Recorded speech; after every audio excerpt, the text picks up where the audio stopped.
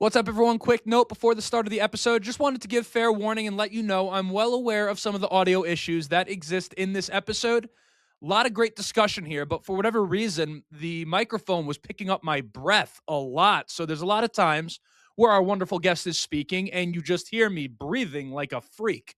Promise, I did everything I could to fix it. Somehow, if you could believe this, it was even worse before I did editing than after the fact, but I've done all I can do. But I just wanted to bring that up. If you could bear with it, a lot of great discussion in this episode about this season from the Indianapolis Colts, as well as some stuff going into the offseason. I think you're going to love it.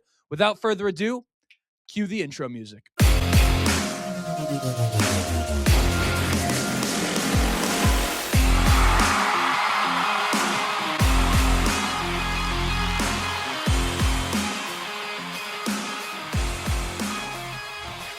All right, Colts Nation, welcome back to another episode of the Riding the Bench Colts podcast. If you have listened to enough episodes over the course of time, you're probably thinking to yourself, doesn't Justin usually wait 5 to 10 minutes before he gets started with the introduction? But if you've listened to a lot of episodes, you know that when we do the introduction early, it means that we have a guest. And today, of course, is no different. So, across the screen from me, we have your favorite co-host of the Locked On Colts podcast, resident film nerd, lead analyst for Colts on Sports Illustrated. You know him, you love him, sporting a wonderful mustache, may I add. We have Zach Hicks. What's going on, man? Going good, man. Going good. Ready for a busy off season. I know the draft coverage is going to be a little weird without a first round pick this off season, but it's going to be a fun off season for us. For sure. And as always, what we do for anyone who has seen a guest on the show before is we're going to start with current events as it relates to the Colts, because that's just how it goes. And while everyone else, not everyone else, I guess, what is it, half the league that makes the playoffs, the Colts, not one of those teams. So current events for the Colts will be off-season talk. And then from there, on the back end of the episode, we tend to like to take a little time to learn about the guests. That still can be about the Colts and football, but also some personal questions as well. So hopefully that sounds good to all of you. Zach, does that sound good to you? Yeah, it should be fun. I mean, you said current events for the Colts. I'm excited to break down the film of the CFL players they've signed recently. I hope you're ready, Justin. We have all the film right here ready to go. For sure, the sense of urgency has never been higher on off-season Right. things. Younger and faster on defense with these CFL guys. For sure. Okay, so we're going to start right off the bat. You think about the season in its totality, and obviously the hot start was something that had a lot of us excited. And I certainly was one of these people, despite looking at the fact, knowing that the weaker side of the schedule was what started the season and the stronger half of the schedule was on the back end of the season. I certainly did not hesitate to get ahead of myself when it came to being hopeful. I've been waiting so long for this type of thing to happen. So, my question to you, one of these things that is always said at the end of the season is injuries are not an excuse. And that is something that's super nice to say from a, I don't know, philosophically speaking, right? Like if you're a player or you're a coach, of course that's the mentality you want to have. But someone like you or I, we're just sitting here behind the screen with the microphone. We're not held to the same level of accountability as the coaches and the players. So we could be a little more objective in the fact. So my question for you is very, very simple. When you look at the way things played out for the Indianapolis Colts this year, do you view injuries as the excuse or a legitimate excuse? Or is it, when you look at this season alone, something a little bit bigger than that? Yeah, injuries aren't the excuse. Like you never want to come out of a season saying like because of injuries, this is why we struggled because every team deals with massive injuries, but it is one of the most important factors in who wins and loses on the weekends. Like tell me the Houston Texans would be where they're at right now if Will Anderson went down with an injury. If CJ Stroud went down, I mean, I guess they were winning games with CJ Stroud, so without CJ Stroud, Sure. so maybe he's a bad example. But like Will Anderson, Daniil Hunter, if either of those guys went down with an injury, tell me they'd still be winning games. Tell me where the Buffalo Bills would be if Josh Allen was out of these games right now. Sure. So injuries do play a very big factor in who wins and loses. I mean, we see the San Francisco 49ers have done a fantastic job with it this year, but they're like 8 points in the red right now in terms of like the betting markets for this weekend. The Seahawks are favored by like 8 points for that game Yeah. because people really can see the value of injuries. So yeah, like I do ultimately think this Colts team would have been a playoff team, would have been in the playoffs, even with some of the regression, some of the hard schedule down the stretch and all that. Like you, Justin, I believe that the first half of the schedule wasn't this like mirage, complete mirage, where they only beat these bad teams, nothing else. The Yeah. only reason that they had that record, like yes, the bad teams they played helped, but they were a good football team. We were looking at one of the best rushing offenses in the history of the league in the first half of the year. They beat two playoff teams in the Chargers and the Broncos. Broncos, who ended up being the number one seed in the AFC, like they were a good football team. Injuries, I mean, when you don't have your top two quarterbacks for 5 games, when you don't have your top three defenders for a good chunk of the season, it plays a factor.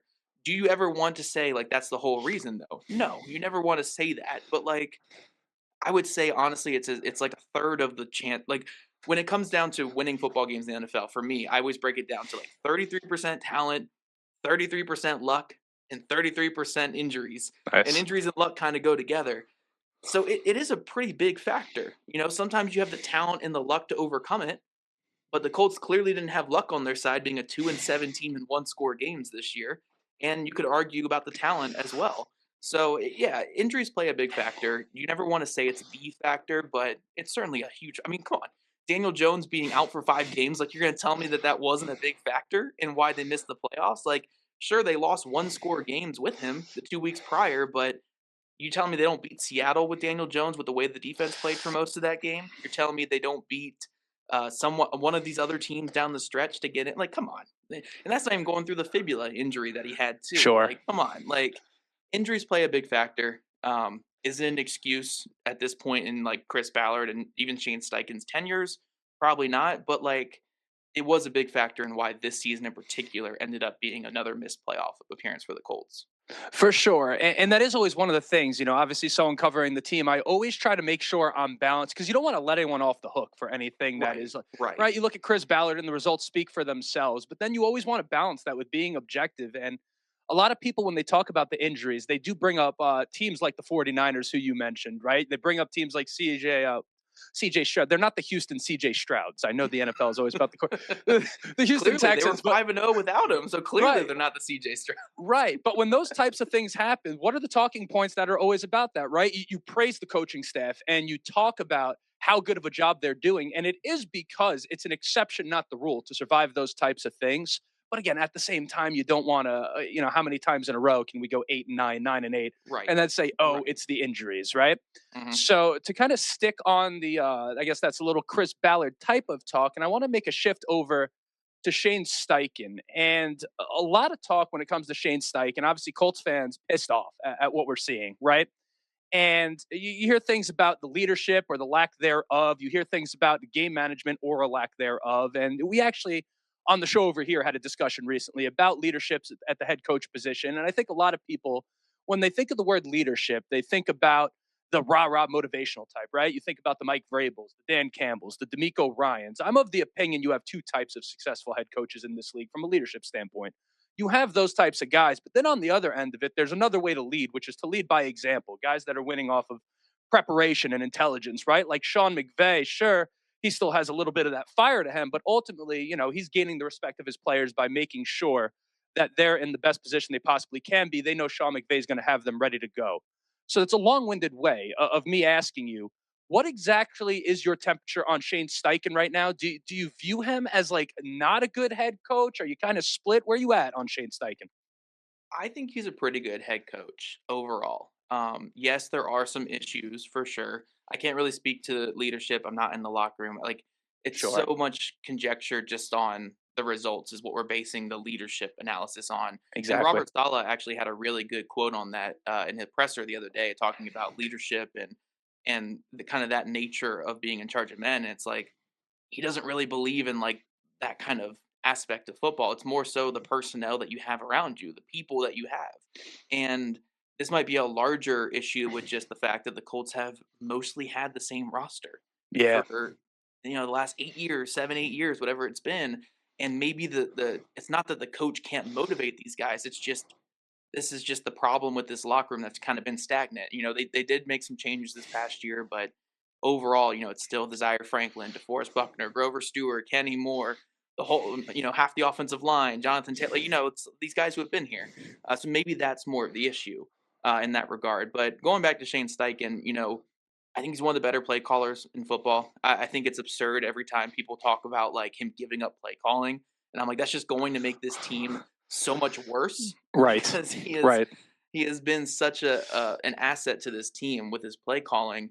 Um, when it comes to late game management, I struggle with it because yes, there are issues for sure with him. Mm, I don't think we can look at how they perform in one score games as a testament to that too much because that is such a volatile metric. We saw the Kansas City Chiefs last year, who I would argue, good point.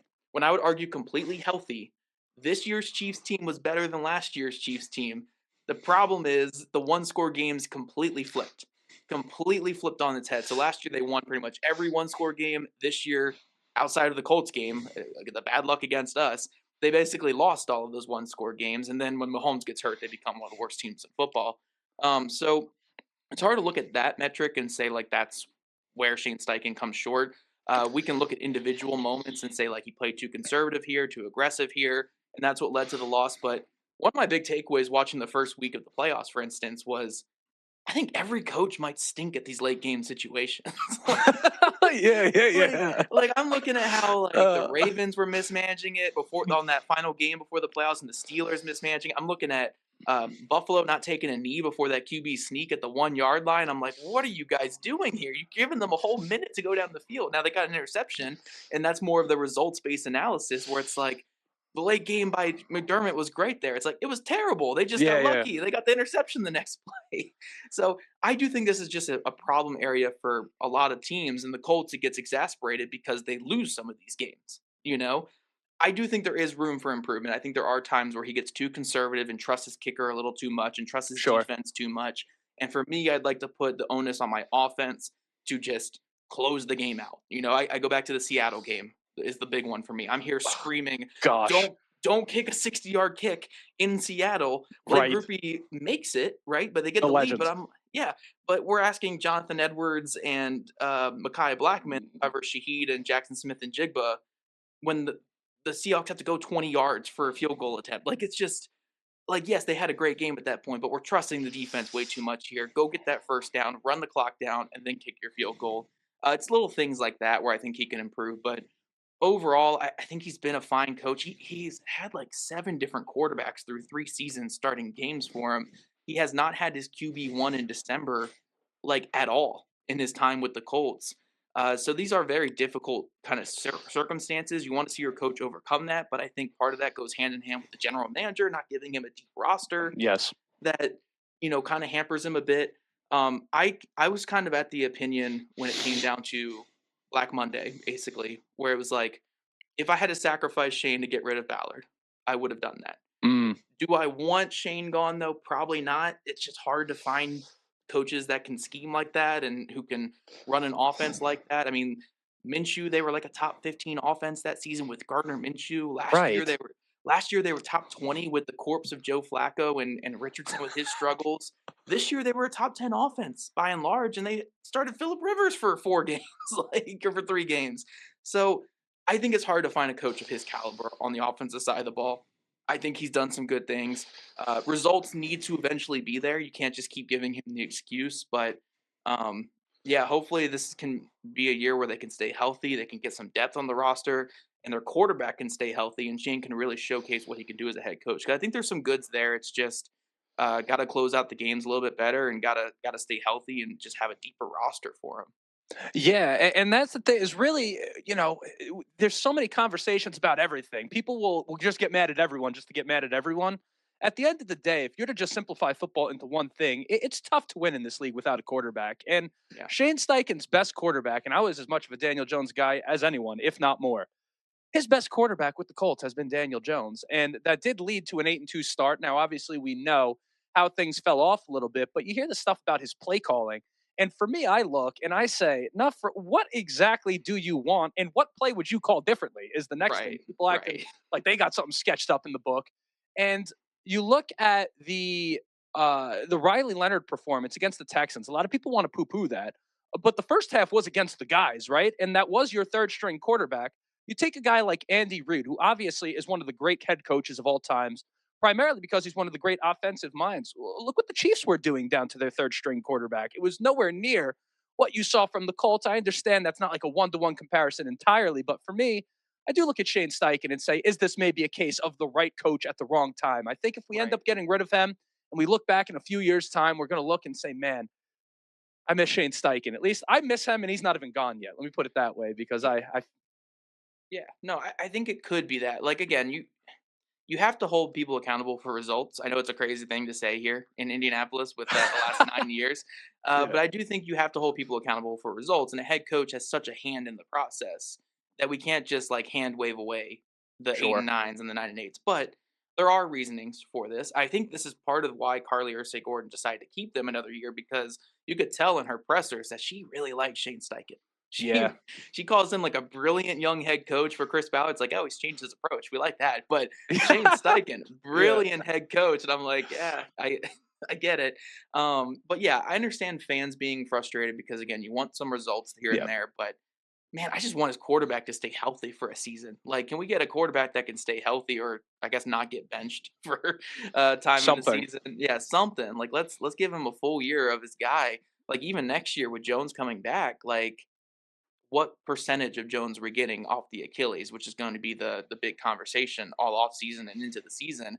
But if he can just stay healthy for a full 17 games, heck, Jones at 70% is better than what he's had, I guess, in his in his time with the Colts. Yeah, So that's at least Gardner Minshew. yeah, yeah. I mean, you had to change your offense a little bit more again, but I mean, I thought one of Jones's better games was against Houston, right before he got hurt, and that was Mm, with the broken fibula, and he couldn't really do his play action. He still like threw for 200 something yards and 2 touchdowns against like a historically great defense. So maybe they can find some things next year. But I like Shane Steichen. There are certainly some areas to improve. He's not a Kyle Shanahan or Sean McVay where it's like this guy's right. near perfect all the time, but like very, very good head coach, and I just want them to get over the hump with him because I'm like you, where it's like there is potential where he goes somewhere else and it becomes something that's really good for someone else. For sure. You briefly spoke on this idea of finishing games for the Indianapolis Colts, and obviously that's been a major topic of discussion for years now, right? Both in the fourth quarter, but then of course in November and December. Shane Steichen himself, early in the year, they're 8-2. He goes into a press conference and says, "Listen, this is all good and well." I'm paraphrasing, of course, but good teams play their best ball in November and December, and boy, did that end up being a foot in the mouth once again. So my question for you though is this, because I look at the Indianapolis Colts right now, and I'm not sure why. Again, you talk about the idea of luck. I just can't figure what you can do if you're the Indianapolis Colts to fundamentally change that outcome from this year to next year, especially when you take into account all the things that we've seen in years up to this point. Do you have anything in mind when you say, hey, this is what I would do if I was trying to get this team to finish more football games? Yeah, I mean, if we're looking like I want to look at the November and December equation because we kind of talked about the end of game situation. So much of that comes down to just Mm, 50-50 stuff. And some years it breaks your way, some years it doesn't. And typically the team with the better quarterbacks, you'll find more that break your way, and the Colts just haven't had better quarterbacks. yep. So it's kind of hard to diagnose that. But when it comes to the November and December thing, I think there's a couple different aspects here. One, again, their quarterbacks have all been hurt in November and December the last couple of years, Yeah. but this predates Shane Steichen. You know, their struggles in November and December. This goes Sure. back to 2022. This goes back to 2021. I guess 2020 they finished well, but 2019 they didn't finish well at all that year. Yeah. They had like Drew Brees throwing like 30 of 32 passes for 300 yards and like 6 touchdowns on Sunday Night Football. If I remember correctly, it was crazy. Yeah. Um, so this has like been an issue for a while with this team in November and December, where just guys laying down and guys giving up. And I just go back to the sentiment where it's like, look, I think guys like Grover Stewart, Kenny Moore, Zaire Franklin, I think they're good football players. Sure. But I just think that decision in 2022 to look at a team that won 4 games and bring back like what 20 starters, 19 starters after that.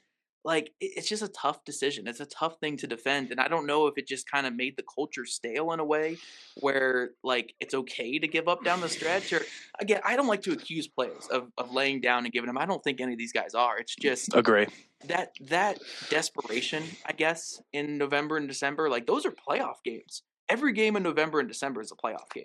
Like every single game matters. We've seen it with this Colts team. They've had what like 3 winning in situations or 2 winning in Can't get it situations, done. and Can't they get it just can't done. get it done. Right. So it's like you want to see more desperation. You want to see some hungry guys out there, and maybe just running back so much of the same roster year over year.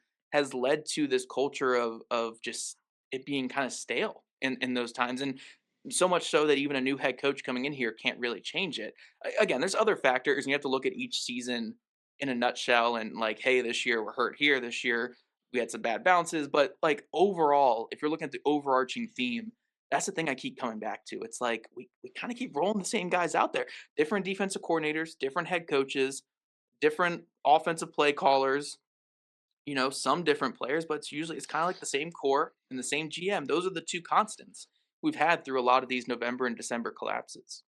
Yeah, and it's a good point you make about, and I'm glad you said these are some good players, right? Like a lot of people will Right. trash a lot of the guys. Like Grover Stewart's not a bum. Zaire Franklin, not a bum. He could go somewhere else and contribute. Kenny Moore, all the same. But I guess, and maybe this is what you were alluding to. There is definitely something to the idea that not only has it been the same guys, but they've experienced the same thing. There's something very real about the energy and momentum that goes into a football game, and you do wonder if some of these guys who maybe it's not that they don't belong on the team, but they're not supposed to be the guys that are the ones leading the way. And you Right. wonder if when they face these situations, when things get tough at the end of the year, if there is some sort of overarching energy of like, oh, here we go again, right? And there's like a little PTSD to go with that. That is definitely something. One of the things the Colts had actually spoken about a little bit in press conferences, if you were listening to it over the offseason, coming into this year, was the idea of bringing in guys from winning cultures. And Charvarius Ward was a guy who I think probably as good as gone at this point, if you ask me. In the NFL, if you're talking about, oh, next year if I get one concussion, I'm definitely going to retire. You're done. Yeah. You're already out the door, in my opinion. Right. Cam Bynum, another one. So maybe that does have something to do with it. But you just wonder if you can run that changing of the guard with all of those core pieces there because they're so used to being those core pieces, if there would be egos at play there. I don't know. It's a tough situation they Hmm. have themselves in there for sure, as is always the case under Chris Ballard. And speak of tough situations, the quarterback position going into this offseason and next season, as it stands, you have Jones off the Achilles, as you mentioned. At least as of today, you have Anthony Richardson on the roster. You have Riley Leonard, who, quite frankly, the only guy of any of those three that you can hope plays 15, 16, 17 games in a year, or at least that you can trust, or I guess you can't trust him either. We don't have the sample size. But because you haven't seen him get hurt, you like to have the hopium and say, hey, maybe he can, right? As you look at the quarterback situation right now, does that cut it for you going into next season? Do you feel like they can roll in with something like that? And if not, how would you address it? Draft, free agency, trade? What are you looking at? Yeah, I just don't know what other option they really have right now. Like Yeah. I've seen people bring up like signing somebody else besides Daniel Jones. And it's like really the only other options are really Malik Willis. And that would be such a Hail Mary shot. Not Hail Mary, but it would be such a risky operation for a Yeah. team that's in this like must-win season, right? So Yeah. then you look at the trade market and people have been throwing out the Davis Mills and the Mac Jones, and while it's great for like the Madden of it all where it's like, "Oh yeah, we just go trade for a good backup from someone else." Yeah. If you're those teams, why would you trade those players? The only reason you're still in the playoffs is because of what those guys gave you in the middle of the season. So unless you're giving up real draft capital, which shocker, the Colts don't have draft capital right now. We got rid of our Yeah. draft capital. Yeah. I don't know how you're making the move for one of those guys, and especially like Houston. Why would they give you Davis Mills? Like that's a divisional opponent, Like why would they do that? Of course. So I think your only option really is running it back with Daniel Jones. Even if I have been someone who's been very vocal about being tentative about doing that because I hate the Achilles injury so much. I just I hate that injury. Now I will say for people who want to have some of that hopium when it comes to it, and I'll probably do a video on this too just to summarize all the thoughts. It's like we don't have a ton of data on quarterbacks off Achilles injuries, and the Yeah. data that we do have are four quarterbacks: Dan Marino, Vinny Testaverde, Aaron Rodgers, and Kirk Cousins. Marino, Old. yeah, which one? They're all older too. All Well, older guys, yeah, right? yeah. Marino couldn't really move after his, but he's an all-time great quarterback, so it Right. didn't matter. He's still Dan Marino. Of course. Testaverde was about 80 to 90% of himself the next season, and he ended up being, the journeyman the famous journeyman he was after that. Rodgers and Cousins struggled mightily the year after, and then kind of regained a little bit after that. But these guys were all much older, so we don't have a ton of data on quarterbacks, but we have a ton of data on baseball batters, golfers, and also on just positional players in football, right? So when I say batters and golfers, they have similar the way their bodies move are similar to Oh, quarterbacks. yeah, good point. Um, and it has been a bit of a poor return to form over the next season. But again, quarterbacks are different. It's hard to fully project that. We know the data on positional players in the NFL is rough. It Not is great. rough. Not great. No, it's like a 60% return to play rate in general, and it's like 30% getting back to your actual like your form before the injury. And I mean, luckily it's not an edge rusher or like a running back we're dealing with here because those guys' careers basically end when they get their Achilles injuries. So it's not like all hope is lost for Jones coming off this Achilles injury. We don't have much data on quarterbacks, but just when you hear that A word, it should perk up some some fears a little bit in your head. But if you can get him at 80 to 90% of what he was this past year, I think that I think that's worth paying him. The Colts seem like they're going to be committed for a couple years on him, so we'll see what the contract looks like. As for behind Daniel Jones, I don't anticipate Richardson being back. It just seems like both parties are ready to move on there from Yeah. everything we've heard, and I'm sure Richardson just wants a fresh start somewhere else. So I don't think that'll be back. Leonard, I think they want Leonard to be the backup next season. I mean, he, yeah, it's such a tough push. Are you a Notre Dame fan, Justin? Is that why? No, Are no, you no. okay? I'm not a Notre Dame fan. Okay. I'm not a Notre Dame fan. Okay, because I know Notre Dame fans are like the most like, ugh, about that. I was a big Riley Leonard like hater coming into the draft, like Sure. out of the draft into the season. He showed some good things in that final game. I'm not ready to crown him yet because there were some broken plays that led to some of the huge production, but he did impress me quite a bit this year. So if he can have a good offseason, and win that job, I'd probably like to get like another day three quarterback in here though, and just see if you can find some fire in the draft. But I think that's probably your best plan of attack is just get like another day three guy or a high priority undrafted free agent in here to be your third because you need a third guy with Jones as your starter. And Yeah. even Leonard, you said Leonard might be healthy, but he busted his knee in his first start this year as well. Remember, like True. Right. And that's then what led to that brings in Philip Rivers. You're right. That's a good point that you bring that so up. like who knows what they can do to stay healthy. But yeah, I think it'll be Jones, Leonard, and maybe another like like a Josh Johnson type to hold down the QB3 just to be a guy who's taken snaps in the NFL. Yeah.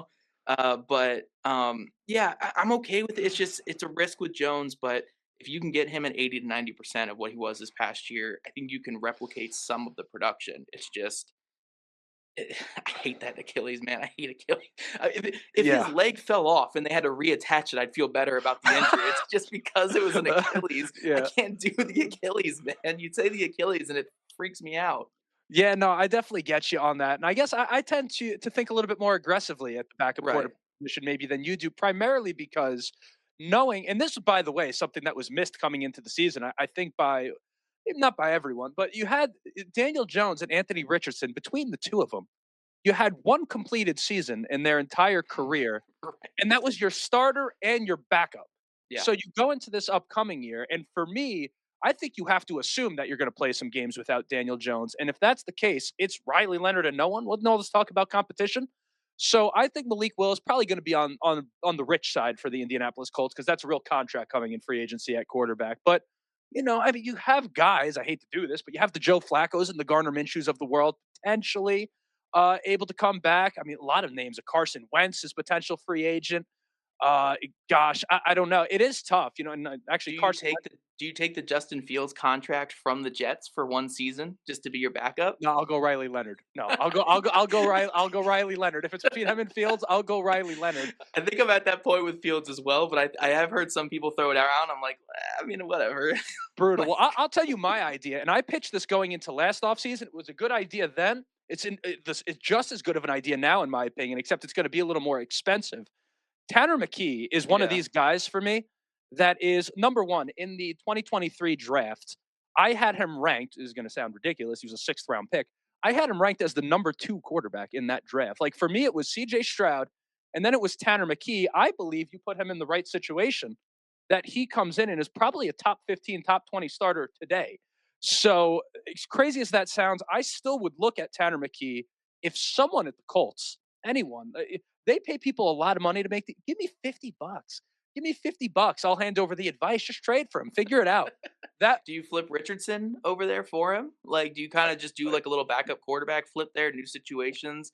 I don't know how willing Philly would want to trade a quality backup like that unless you're getting Not something now, good. yeah. Last year Right. was the year to do it because they Right. had a number of guys. This year they went all in Tanner as their Mhm. backup guy. So now you're talking about it's going to be a real Right. thing. Last year you might have been able to get him for a third or fourth round pick, and we would have had our franchise quarterback. But that's a conversation Well, for you'll another. save that clip for when McKee, gets his starting chance, and then if he sinks or swims, you'll either show the clip or you'll burn the clip, and you won't show anybody. Dude, that's correct, actually. And he Right. got the start this last week. So that in week 18, obviously we had the Colts at 1 o'clock, but then the Eagles were at 4:25 against Washington. I was more excited to watch his start than I was the Colts game. And honestly, he ended up having the worst game of his career. Yeah, But Josh Johnson put him in the trash can, man. Josh Johnson, the guy I'm calling for over here, was won the game, right? the, Didn't Washington win? yeah, Josh, hey, he gets a nice little motivation. You never know when your opportunity is going to come. The 39-year-old wonder, Josh Johnson, which is Right. crazy, which, in all fairness, I know we're digressing a bit from the Colts. Josh Johnson, for 39 years old, he's looking pretty spry. I believe Yeah. he was Josh Freeman's backup, which is He how long he's been in the league, I yeah, he's think. been everyone's backup in this league. Yeah, it is stunning because I'm sitting there watching, I'm like, dude, Josh Johnson? And I was like, he's been in the league forever. And then they said something like 19 years. Is that right? Yeah, he's been on like 19 teams as well. I think he's the NFL record.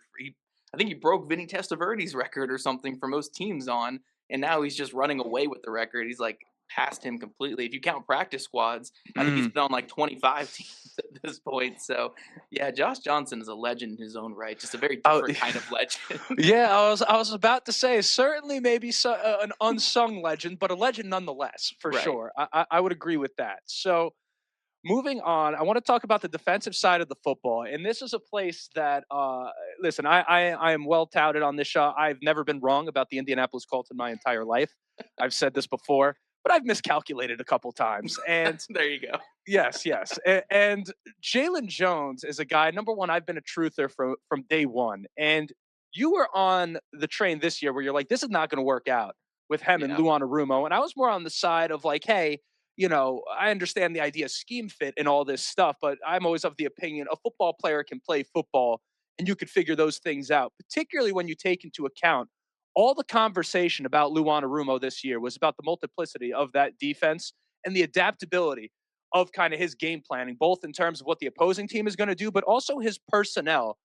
So, my question is taking that into account, that being the talking point coming into the year, what exactly was the misconception? What did we get wrong? I mean, obviously, we know he likes to play man defense, but at the same time, coming into the year, that wasn't the front facing talking point where it's just Lou Anarumo man defense.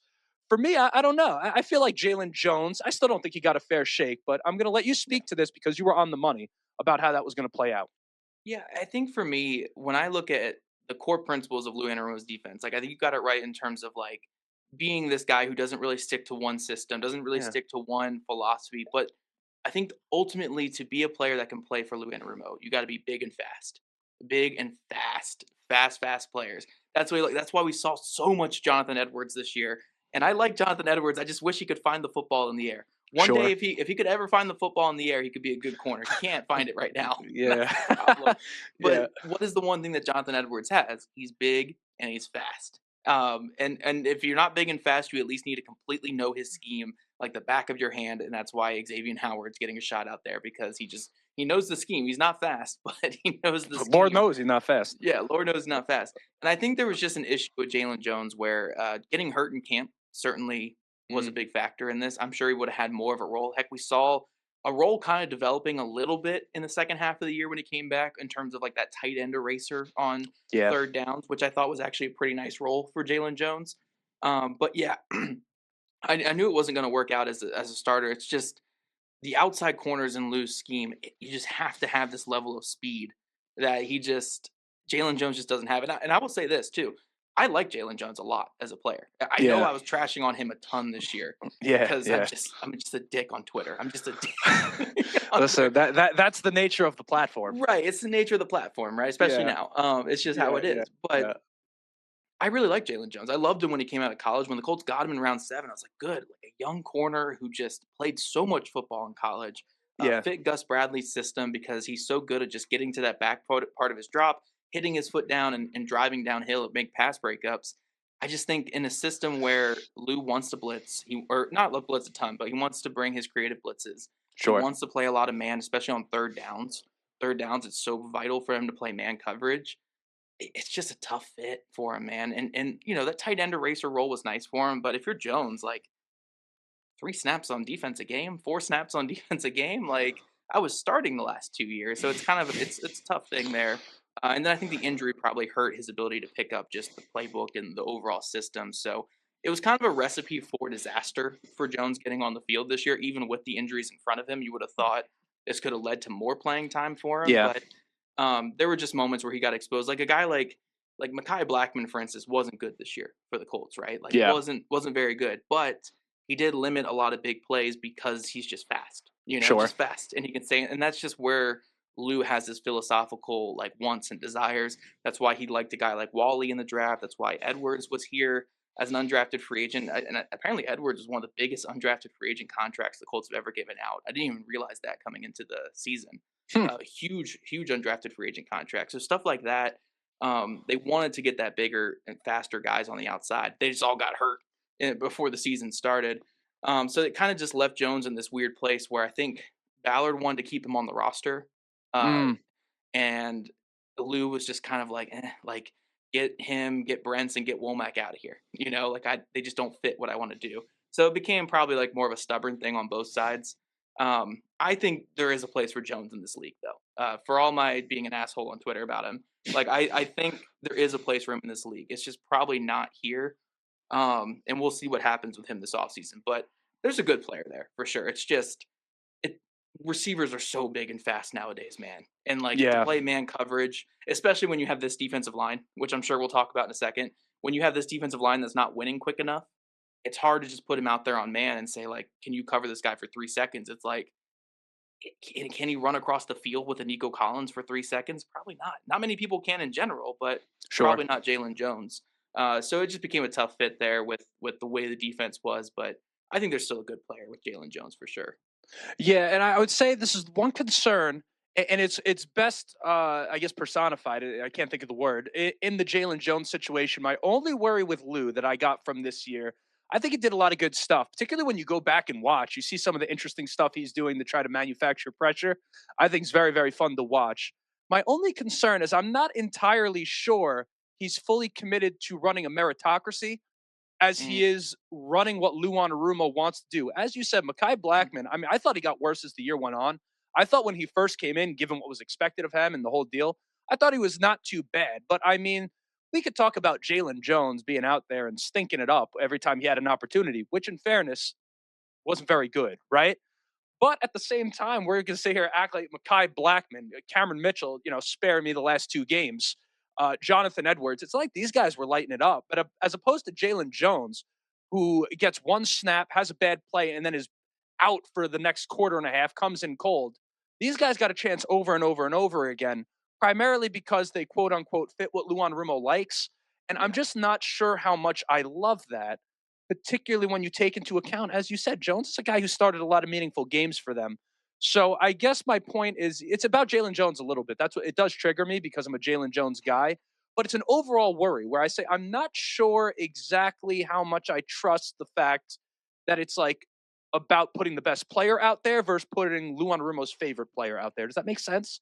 Yeah, no, it makes sense. It's hard to really dive into that too much from our perspective, our sitting Yeah, at home perspective, because who knows what's going on behind the scenes? What's the sure. dynamic between the GM, the coaching staff, and the player and the coaching staff? Because like Jones was, I think, one clear example of like, okay, like even me again, I didn't think he fit the system, but like you could probably get him out there. If you're getting Cameron Mitchell and all these guys out there, like you could have got him out there more. Yeah. But I will say on the defensive line, it was really hit or miss as well. And this is more so where I was looking at it, where it was like, look, Taekwon Lewis is giving us nothing this year. I love Yeah. Taekwon Lewis, Yeah. good guy, but like for him getting so much Good run guy. over JT Tuimoloau, like, Yeah. and I'm not even saying JTT was that good this year either. It's just like at some point we got to get the young guy some snaps in this situation. But I saw the other side with Atatamiwa, Atabore, early in the season. First 2 or 3 games, he's playing cleanup duty, very few snaps. Then after that Rams game, Lou was like, "Oh, this guy is one of my better pass rushers," and he gets a real role in the defense. So I think Lou does have the ability to figure these things out and Good give point. guys the stuff that they've earned. But I do understand your point too, where it's like we got Mike Hilton in here, we got Xavier Howard in here, we got Jermaine Pratt. I mean, Jermaine Pratt, they needed him because the other And linebackers he was were, good. He came in and yeah, he was good, yeah, Jermaine the Pratt. other linebackers were just dog water. But you know, there are times where it's like he goes with what's safe and what he knows more so than what something could grow into being, and that can be a concern for sure. I think a big part of how you can maybe adjust this is have him be a big say in like the bottom of the roster. Mm, Just creation and in the draft process as well. Because look, Justin Wally and Hunter Wooler were going to get a lot of snaps this year. yeah. I think we can all agree that. And those are young players that needed time. But because Lou was involved with picking those guys, I think that's why they were going to get out there. I don't know what happened with JT Tuimoloau. It must have been something just in camp, just didn't look right there for them. But I think he's more inclined to give guys that he already kind of handpicks. I'm not saying give your defensive coordinator all control over the defensive roster, but if you just start like in the draft, undrafted free agent process, even free agency, like, who are some guys out here that fit what you want to do? Therefore, there's not many options of guys where he can shelve, going forward. I think that can be a way around that maybe issue there for the team. For sure. You spoke a little bit about the defensive line. Let me ask, where you at on Latu? JTT, we didn't get a lot of time. I think kind of to the same point as Jaylon Jones. There's a level of okay, maybe the productivity isn't great, but there's also you got to let him settle into the game a little bit. I mean, let him get Yeah. some time and get into a little bit of a rhythm. It's hard when you're in and out and you give however many snaps. You look at Laiatu Latu, of course, he is kind of the guy that was the X factor coming in. You looked at the defense on paper and you said, okay, we don't think much about the pass rush, but this is one guy that if he takes a step up, you're looking, particularly, before all the injuries, talking coming into the year, you say if he takes that step up, this actually could be something pretty impressive on the defensive side of the football. Now, of course, that didn't happen to the degree in which we would have liked it to as a pass rusher, but I think as an overall player, he came around all right. But when you look at him right now, do you see him as someone who could be your premier pass rusher going forward still? Do you still see that potential or where are you at? I think the analytic profile says that that potential is there, right? Okay. All the analytics say that if you just take the film out of it, which is hard for nerds like us to do, Justin, but if you Yeah. take Yeah. the film out of it, he goes from a guy who his first year, 4 or 5 sacks and middle of the road and pass rush win rate and pressures. Like, okay, solid start, but you want to see more. Year two, you see this massive jump in sack production and win rate and pressures. Like he's looking like a true edge one, maybe like a low end edge one around the league, but Sure. a true edge one with his production this year. So logic would say that year three breakout is coming. He's going to start converting more of these pressures to sacks. He's going to be more consistent and stronger against offensive tackles. And I want to fully believe in that. And that's why I cannot be out on this guy.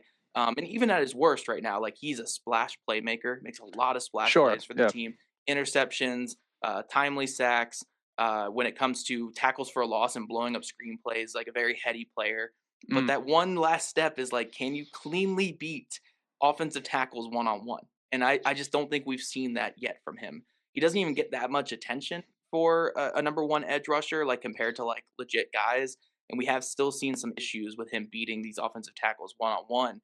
So if he can just take that step forward, and it's like, this isn't a leap, from year one, like what we were expecting and what we wanted from him from year one to year two was like a massive jump, this Sure. giant leap forward. Now it's like just take another big step, like just one more big step, and I think he can be where we need him to be. So I still believe, at the very worst, he is like outside of Cameron Bynum, probably the biggest splash playmaker on this defense right now, which is a very, very valuable thing to have. I mean, gosh, the biggest change we saw from this Colts defense from the Shaq Leonard era to the post Shaq Leonard era is a guy who could take the football away at a high level. And Bynum gave him a little bit this year, but then Latu was probably the second best guy at that this season. So if he can just go from being a splash guy to that number one edge rusher, that's the step we all want. Still a good player, but it's about taking that extra step. Be more consistent with the pressures. Be more consistent winning against offensive tackles, and he can be the guy that the Colts selected at 15. For sure, and I definitely appreciate that outlook. I think the biggest thing that maybe irritates people, I know it irritates me a little bit, is you think back to the clip, right? The I Colts know, had yeah, their choice at every defensive player in the draft, and you got right. Chris Ballard sitting there. No disrespect, I'm not going to sit here and get caught up on another man's hair. one of the worst hairdos I've ever seen in my life at that time. And he's sitting there talking about, we just got the best rusher in the draft. People, Jared Verse sitting right there, whatever. Right. So I think that's what bothers a lot of people and bothers me. I do like Latu as a player, but gosh, you do just wish someone at some point, with everything, this guy talks about the trenches all day, that someone would step up as a double digit sack guy for this team would be nice. Right. So that's everything I have as far as the current events go, which kind of works us into a little bit more about Zach Hicks, a little bit more about kind of how you think about the game of football and things like that. Right off the bat, first question I have, obviously you've been doing this quite a bit of time now. You've had a lot of takes over the years, and of course I know you watch a lot of film. So in that, you're constantly learning more, right? Yeah. Yeah. Is there anything that maybe you used to feel adamantly about? Because I'd imagine a lot of it's based off what you see, and a lot of it is based off of, okay, I already have this ideology or philosophy about football. Is there anything that over the course of time you used to feel adamantly about, and now you've kind of changed your tune on it? Yeah, I think a lot of it is honestly just the evolution of football has changed so much because I've been doing this since 2016. Yep. Like getting paid to do this since 2016. Obviously, we all did it in like high school as well, so we can go. I can go farther back with my mock drafts, writing up Chris Borland as a top 10 pick. God, I love Chris Borland so much back in the day. He was awesome that 1 year he played in the NFL, but I digress.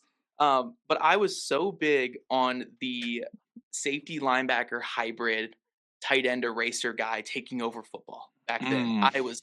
Oh my god, I was the Obi Melifonwus, the Monte Nicholsons, Josh Harvey Clemens, like all those guys were coming in the league at the same time. Josh Jones, I think, was one of the dudes' names as well. Where these like 220-pound safeties that can run a 4.4 were coming in the league, and I'm like, finally, an answer for the Travis Kelce's and the answer for the Yeah. Gronkowski's. And that position just they all failed. Every single Yeah. one of them Bad. failed. And I started to, so then my brain was like, I can't wait. I guess I can't keep falling for the gadget players like that on defense. Like you want guys with more of a defined role, I guess, coming out. So, more away from that master, that jack of all trades, you want to have like that master of one instead type of player. But that was one. My quarterback takes, like just the type of quarterback I've liked, have changed so much over the years. Mm. Where it's like the early man, I fell in love with all these noodle arm quarterbacks that were like accurate and like coaches' sons. Back in the day, I loved like the Brad Kaya of it all, and the Brandon Allen, who's still in the NFL. I can't believe Yeah, Brandon Allen's still in the he's NFL. still ripping it. Yeah, but I loved those type of guys. And then I started going all in on just the big arm only project type. Like I love Josh Allen the year he came out. But I also love that like Hawaii quarterback with the long hair that I can't remember what his name was at this point. Oh, yeah, I can't Yeah. remember his name. I know who You you're know what I'm talking talking about. yeah, Yeah, I do, yeah. that guy would sling it, but he stunk. He was terrible.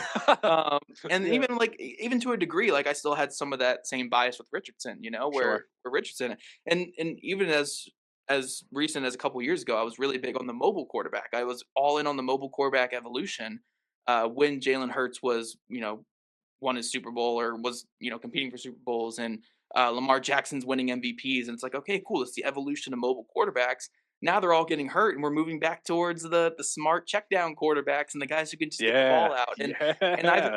I've kind of had to just move around with the times with that kind of stuff. But that's probably the biggest evolution is just how I evaluate the quarterback position. I always feel like I'm behind with quarterback, but it's about rolling with the punches and seeing what works. And because NFL just changes so much, but I think positionally, I think the biggest take was the hybrid defender. I was so all in about. Even on like when it came to like edge rushers and linebackers too, like Rashawn Evans, I loved him as like a hybrid linebacker edge rusher.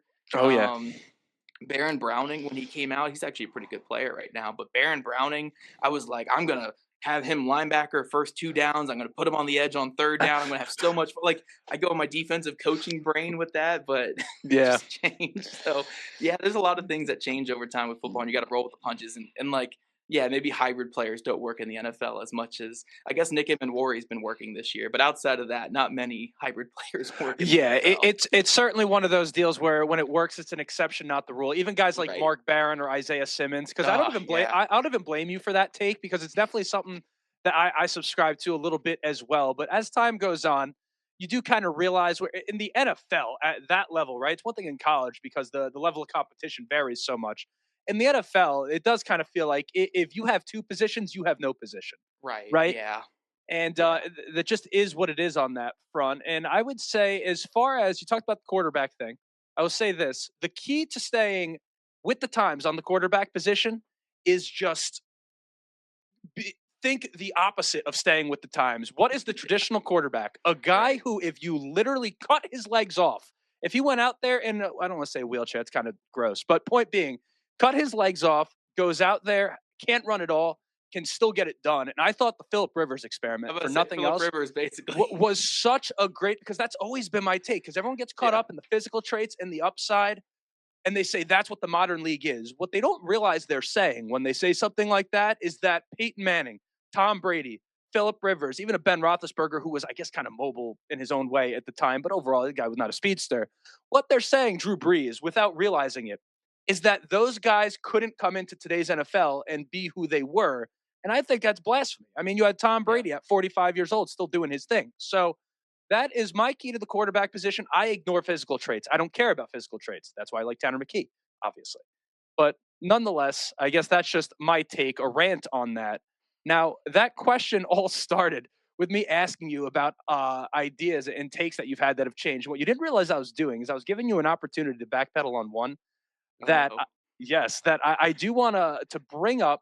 And I don't know if it's a bit or not. So feel free if you're like, I'm kind of like half Is this the joking. kicker one? Is this the kicker one? It'll Yes. never change. The kicker one Yes. will never change, Okay, man. so Absolutely not. explain to me exactly why you feel, just tell what's the kicker take? I'll tell you where it started. I think a lot of Colts fans actually probably, it's actually not even a Colts related thing, but I think Colts fans understand the frustration. I remember I was a younger kid. I can't remember what year this was because it was when the Patriots went to the Super Bowl one season. I want to say, gosh, it could have been any of them, I guess, right? I guess 2011, I think is when it was. Sure. Ravens, Patriots in the playoffs, and little old Billy Cundiff can't make a 30-yard kick to knock the Patriots out of the playoffs. I didn't even hate the Patriots, right? I was a Washington fan. I didn't care about the Patriots, like whatever. Yeah. I wanted them to beat the Giants, but shanked that kick so bad, and I'm like, why am I having to come down to the wire here with a guy who had no impact on the game, having had the biggest impact in the final second here? And that's where just the kicker hatred, just, it's my villain origin story kind Yeah. of started from there.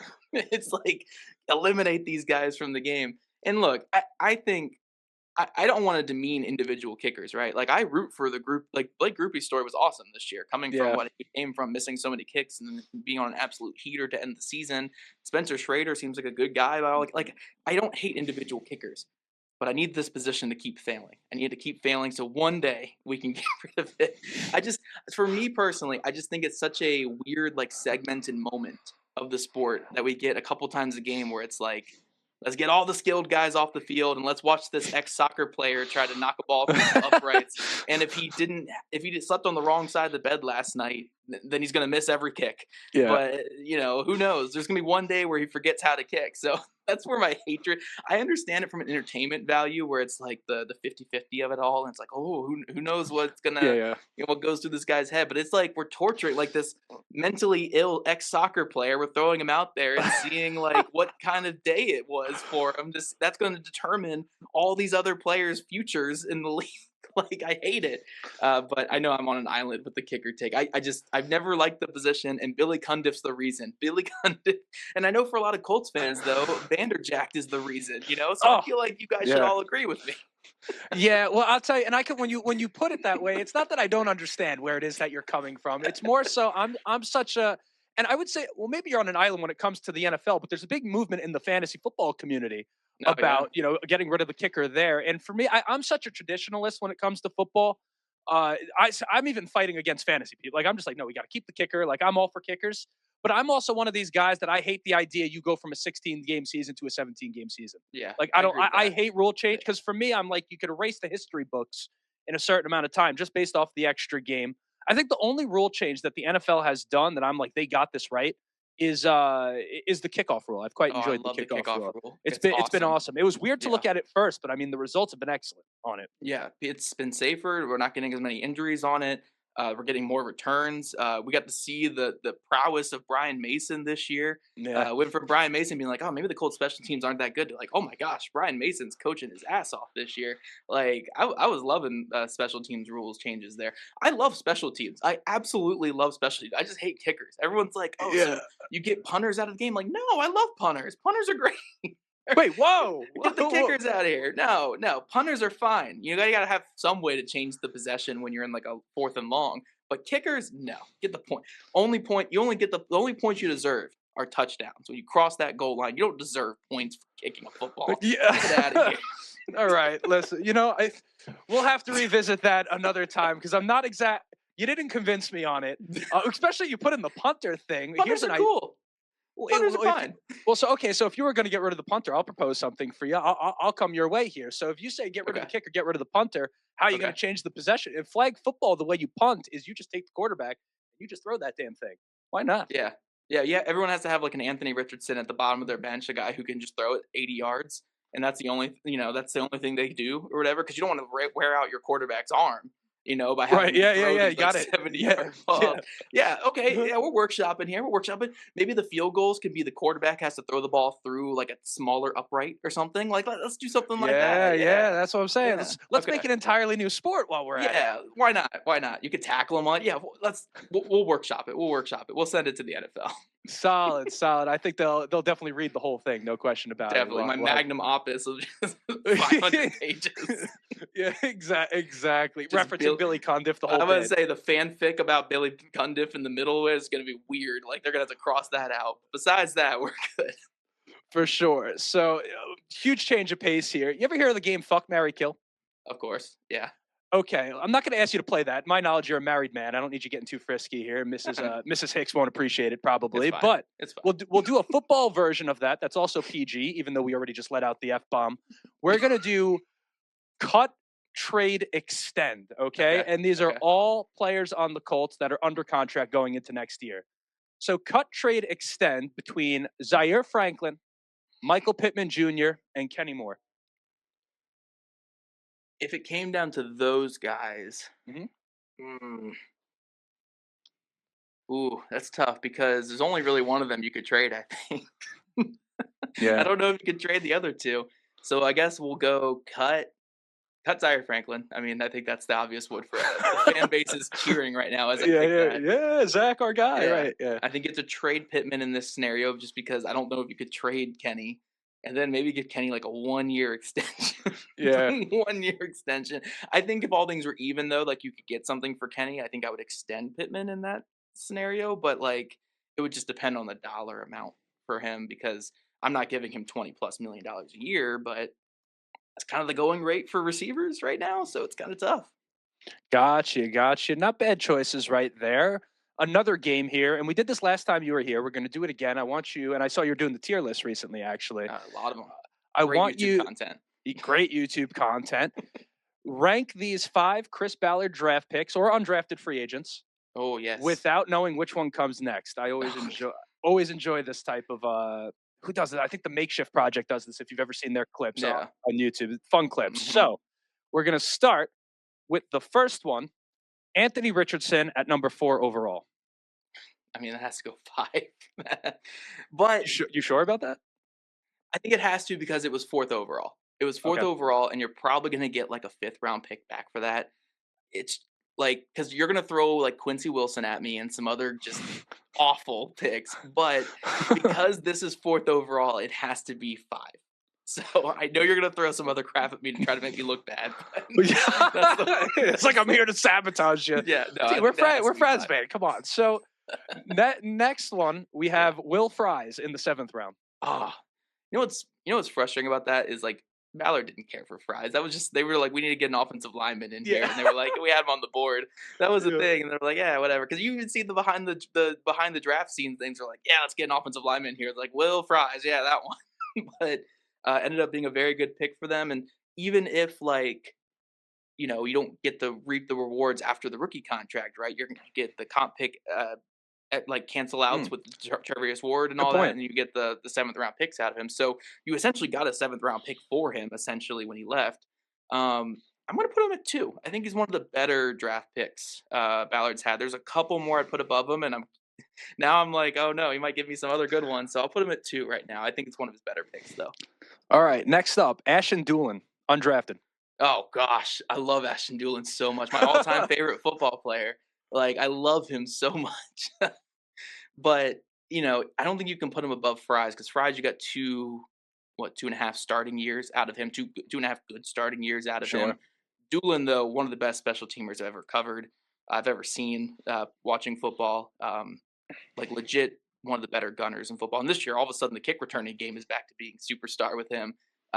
Always answers the call on offense. I mean, 3 for sure with him. He's one of the best undrafted free agent find, probably the best undrafted free agent find of Ballard's tenure, unless you want to count Kenny in that. Right. I think Kenny was with the Patriots first, right? Yeah, he was like undrafted waiver. with them.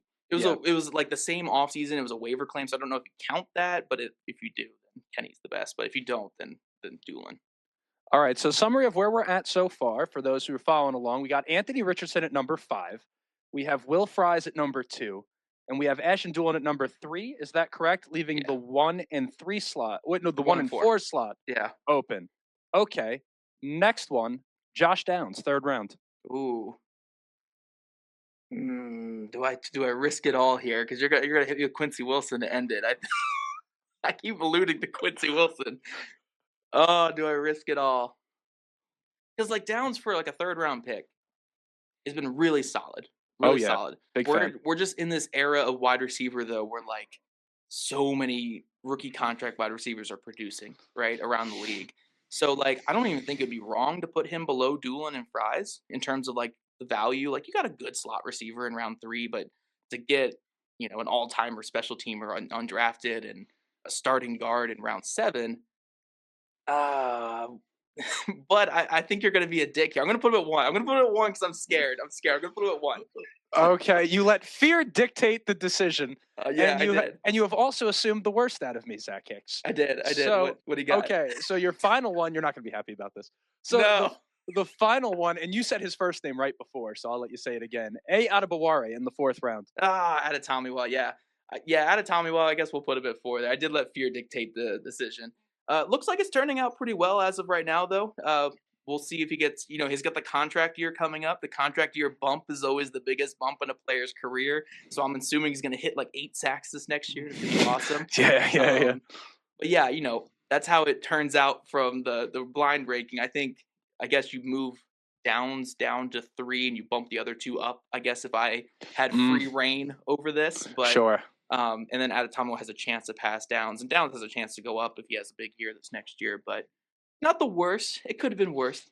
I let fear dictate the decision, like you said, though. As you're sitting there, you're like, you're going to screw me over. You're talking about the Anthony Richardson. I'm like, oh, dude, that was easily the worst pick here. I'm in his head. Good. I'm in his head. So you were in my head. Okay. So just a few more questions. I know we're running a while. I really appreciate your time, by the way, man. Obviously, always great to have you here. So these are now off the football questions for the most part. And very simple question. If you were to eat one food for the rest of your life, what would it be? Not to be confused with your favorite food. The distinction is one food for the rest of your life. What would it be? Are we talking like a meal here or like a snack or like what we talking here? Ooh, like up for your interpretation. Because like my number one snack my entire life since I was a kid has been Cheez-Its, man. I rip through Cheez-Its. I love Cheez-Its so much. I'm a goldfish guy. Goldfish are great too. I love goldfish. Like I don't push back there. But since I was a little kid, it was Cheez-Its, and then especially recently, because when I was a little kid, I had this great business idea. Again, I wrote a whole 500-page thing. I don't know how much they read, but I was like, "Hey, your burnt Cheez-Its are the best ones. Like they are the best ones. Like the 6 that I get in a bag that are burnt are like great. You guys should make a whole box of the burnt ones." And then like 5-6 years ago, they have the burnt Cheez-Its come out, and they're just incredible. They are incredible. So I refound my love for Cheez-Its a couple years ago. So I think if it's a snack-wise, it's certainly Cheez-Its. If it's like a dinner-type meal, like, see, if you're going, you have to go for longevity here, right? You have to have something that you can eat every day that you just don't get sick of. Yes. Like it'd probably just be like a cereal or something, like that's something like a Cheerios, something bland or whatever. Like, my goodness, just like I can eat this every day and just like because if you're like eating like the same meat every day, it's like eventually the smell of that meat would just get like Sure. disgusting, Sure. but you get something super bland and just like this is just part of sustenance at this point. I'm just Yeah, just like this is pure Cheerios. functionality. Just Yeah. pure just to live at this point, you go Cheerios. Right, right, right. Cheerios. So Cheerios and Cheez-Its would be the diet of Zach Hicks if he In this had his way. scenario. That would be your meal on your deathbed. You're like, just line up a couple paper plates and hook me up with those burnt Cheez-Its and Oh those god. Cheerios. Yeah, yeah. That'll work. That'll work.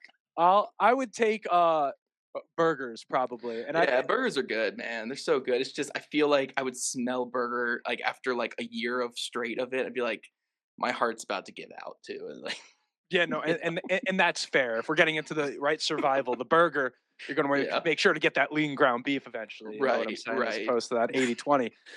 But okay, next question. You walk into a bar to watch the game. You take a seat on the stool. The bartender, as they do, they ask, "What can I get you to drink?" You say, Ooh. What how big is the game? Is the I do always do this with I'm the worst with questions "No, 'cause I no, always need it's all right. All this the I always need the distinctions." situation. I like to paint the picture, man, you know? I like Sure, to you're there. You're there. Okay, I got you. You're there for it's day. not the It's at Jacksonville game, right? It can't be the at Jacksonville game. We're getting the hardest shot of Right. Well, like what you order at first is going to be much different than what you order in the third quarter at that point. So, okay, let's call it a 1 o'clock football game. So it's early in the day, right? The okay, sun's okay. still out. You're just getting there. The day's just getting started. Nothing's gone bad yet. You know what I'm saying? The Colts Yeah. haven't lost. Your fantasy team's still in it. Everything's Oh, yeah. going well. 1 o'clock football Sunday. What are you going for? Yeah, we're obviously keeping it light, 1 o'clock. Yeah. Because third quarter is when we start bringing out like just the whiskey bottle, like scoot it over to me, and we're like, all right, Yeah. have Yeah. so we're doing something like I don't know, like just a light beer, like Corona Light or Corona Extra or something like that with a Mm, lime in it, and then not I'm bad. munching on like their pretzel or something that they're giving me. I think that's what we're doing to start the game. Again, by the third and fourth quarter, it's a very different story It's for not a bad that. choice. Corona, a Yeah, great choice in all of this. yeah. I would go. I'm a Stella guy. There you go. Through and through. But Corona, I would say definitely within my top three. Sometimes Michelob Ultra if I'm looking to, Yeah. just drink water for an hour, as opposed to actual H2O. I'll go with the Michelob Ultra. But Right. okay, so final question. As you said before, you've been covering sports now since 2016. You've been doing it both as a writer and audio video content creator. My question to you is there anyone that you look to for some sort of inspiration, or is there someone who their approach all around is something that you try to emulate? Not, it doesn't have to be specifically someone covering sports, by the way, but is there kind of someone that you say this is who I look at as someone who's doing an incredible job? Yeah, there's been a lot of guys in this industry that I've really a lot of guys and girls as well. Like Mina Kimes does a fantastic job, I think, on ESPN, and I think she's Yeah, a great role model for anyone. She is so perfect, I think, at threading that needle of entertaining and knowledgeable at the same sure, time, sure. right? Hmm. Where it's like if you're not too into this stuff, like she still makes it fun and fresh. But if you're also like an absolute nerd, she's throwing EP per play and all this stuff at you, and it's like, oh Yeah, gosh, I love this. So I think she's like a great inspiration for anybody. But I think like people early on, like Fran Duffy when he was covering the Eagles for Eagles.com. I wasn't even a big Eagles fan, but just the way he brought X's and O's to what he was doing. When I was big in the draft stuff early in my career, Dane Brugler was just such a great. He was also the person who made me okay with saying ums when I'm talking on audio and video because his stuff is always and I'm yeah. like, cool. I don't have to edit it all out. Dane Brugler's not editing his out. Like I don't have to edit mine Yeah, out. yeah, yeah. I can play it so cool like him. But yeah, like Dane Brugler, Fran Duffy, Mina Kimes, fantastic. Ben Solak, I kind of grew up in this industry with him. He's a little bit higher up than me right now, but He's doing big things. yeah, How old is he, by the way? he's like You my know? age. We're like 28, 29. I Okay, think so he's around. same age as me. Yeah. Yeah. Okay. Yeah, we grew up in this industry together. We were working at breaking football and all those things around the same time. So I got to really see him go from this energetic kid that was like a colleague of mine, at both 19 years old doing this thing, to now being on ESPN. And just seeing his love of the game, seeing his smart, seeing the way he's been able to pick up connections. He's always been someone I've always viewed highly. Michael Kist, he doesn't really do as much of this anymore, but just his ability to captivate people on radio has always been great too. So so many inspirations, man. So many people just do it right and do it well. I think even some of our beat guys that we have here in Indy as well, I think do a really great job. And Agree. James Boyd, I don't know if I call him an inspiration because it's like a colleague type situation with James Boyd, but I always appreciate just how open he is about everything, and just like Yeah. you can always tell with pressers or with articles, like he knows his limits and he knows when to take a step back, and he knows like what he knows and what he doesn't know, if that makes sense. And I just respect that so much in some of the industry. So there's so many people doing this stuff right. Even when it comes to doing like YouTube videos and audio stuff, a big inspiration for me is actually this hockey guy named Mike Bartner. I Cool. watch a lot of his hockey stuff, and like the tier list idea I got from watching his YouTube videos, and I'm like, oh, that's a fun way to get people involved in the content. And so he's even been inspiration lately. I think you're never too old to find inspiration in Agree. people. Like even now, I'm almost 30 years old, and I'm finding inspiration across. And even like the way you do your stuff on here, man. I was love communicating with you, and I think you're always good at like people sometimes get scared by my follower count on Twitter, like how many followers I have, and like me being like Zach Yeah. Hicks, like the analyst or something, and they won't just say their opinion to me. They're like, "Oh no, you're great. Yeah, you're right. You make good Yeah. points." I'm like, "You can disagree with me. I'm not, Yeah. you know." So Yeah. I always think you've done a good job with that. Where it's like the Jaylon Jones thing. You're like, "No, he's getting shafted." I'm like, "No, he sucks," and it's like, Yeah. Yeah. you Yeah. can disagree with me. Like it's cool. Like Yeah. I don't know it all. Gosh, I had Brad Kaya as a quarterback who could make it in this league, and he certainly didn't. Like Yeah. we Yeah. Yeah. all, I think just the way you approach things, and I think the way a lot of these people approach things is right and fun and entertaining, and that's kind of what it makes it right now. So many inspirations out there. You can find inspiration, young people, older people, like just ways to make your stuff better. I think is all around us. For sure. And I will say there's going to be some people listening that roll their eyes at the idea as you get to where, just getting to 30 years old right now. And they're saying, oh, how about me? I'm 55, right? You're like, as you get older, Yeah, I'm an old man now. At 30, yeah, I was about to I say know. we're getting old. You know what I'm saying over here at 29, Right. 30 years old. Okay. And then I said final question, but this is really the final question, which is very simple. Is there anything that you're working on right now, or maybe something in the pipeline that you want people to know about? Anything that you want to plug right now, Zach Hicks? The floor is yours. Yeah, I mean, obviously the tier list stuff on my YouTube channel is Yeah. fun. Ways to make me money as well. So check those videos out. Click through every minute of the video. It does great for me. No, I'm just kidding. But yeah, over on my personal YouTube channel, trying to experiment with like player profiles and just any way to not get demonetized over there. So definitely check those. Yeah. But Horseshoe Huddle as well, always doing my written content with free agent write-ups and profiles there. And then Locked On Colts, I mean, gosh, we're still doing 7 episodes a week right now. Guys are ripping content out. Incredible. Yeah, we have to, man. 7 episodes a week throughout the off season still. So we're finding ways to talk about this roster in new light and dive into different aspects of the team that maybe, again, if you're covering a team for it's 4.5 hours of content a week on the Colts, essentially, with that. Yeah. So you have to find new angles. So maybe we're going to uncover something special with somebody, maybe the underlying metrics of Chad Muma. I don't even think Chad Muma's still with the team, but no, it's not Chad Muma. Tough when you're putting him out there. Yeah, I know. Just something here, but yeah, we're gonna uncover everything with the 4.5 hours of content each week with Locked On Colts, and I'll also probably cover the whole draft class too, because we can't cover the first rounders. So we have an inside track here. We got that is gonna round, right, dude. That's gonna make draft season a real bitch, isn't it? Honestly, you sit here and find second rounders, third rounders, whatever. I mean, he's missed on so many first rounders anyway that whatever, right? I mean, maybe the second rounders. Especially I keep seeing people saying like worst first round class in years, and I'm like 10D chess move by Chris Ballard. He knew. He knew everybody was going back to school. He didn't need a first rounder. Oh yeah, that's he had right. to put a cap on himself. Chris Ballard, best GM in football. Quote by Zach Hicks. Yeah, basically. All right, so that was the episode right there. This is the Ride the Bench Colts podcast. Like, subscribe if you have not yet, and as always, go Colts.